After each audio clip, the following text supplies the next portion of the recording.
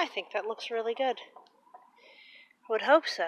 I'm completely worn out at this point.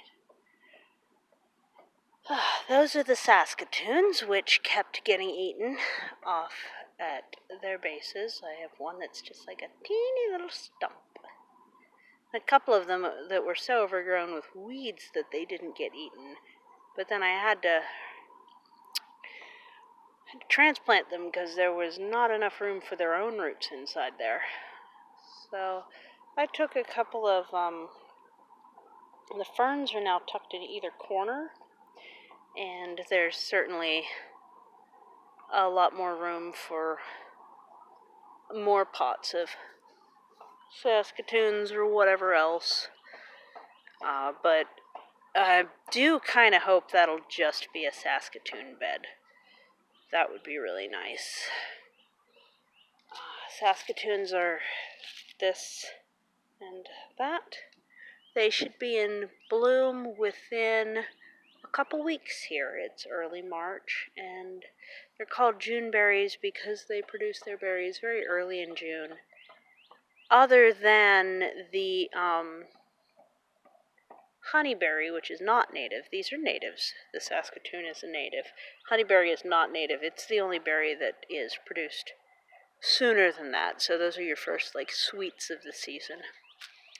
And as a native plant, that's very, very nice to have. It's sort of like a blueberry, but it does not need the acidic soil treatment, and it's pretty easy going. It is not going to be picky on me. The only thing you got to do is protect them when young from browsing critters, so they definitely need a little circle around them. So that's my little blurb on saskatoons. I did end up putting the second tire over here, but not really settling it in or anything. It's just chilling there, which is that'll be fine. It'll sit there for a bit. The rhubarbs that I moved out of that space are, let's see, there's this little bit of pink here. And there's a little bit of pink between these two bricks. Wait, right in here. And those are the rhubarbs. The two rhubarbs that were the huge root systems I pulled up. I don't think I'm going to water them in because I think that makes them more prone to frost heave. They'll get plenty of water this time of year. I don't think it's a problem. They're in there. The soil was really moist. The mycelium in this section was remarkable. That was amazing. So, really excited to see that. I think the first place I am actually going to put the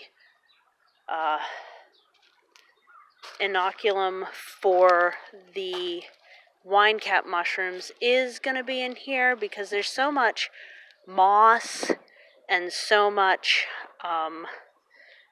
self-seeding wild ferns growing in here that I don't think it'll have any problem producing mushrooms, and I think it'll be a good use of the space around those plants. So, I don't know. We'll see. Maybe that'll be the case, maybe not.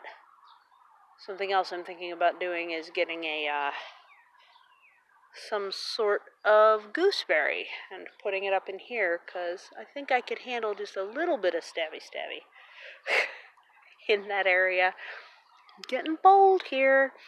The other one that I'm really curious about, but that does have thorns, is gumi, and I hear that it depends on which cultivar you get as to how intense the thorns are. I hear that sweet scarlet isn't too bad, and that's pretty readily available. So I really wish I could interact with a gumi before I could get one, but these rare plants like this, that's not necessarily really an option. So I'm thinking to put it right next to this cherry tree that seems to want to die because they fix nitrogen, and that's what the cherry is seeming to be needing, is a lot of nitrogen and a good bit of potassium too.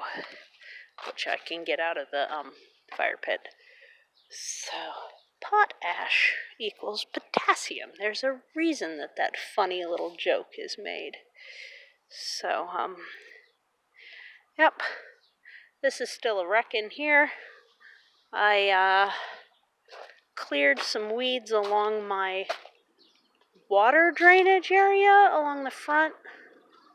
And then I think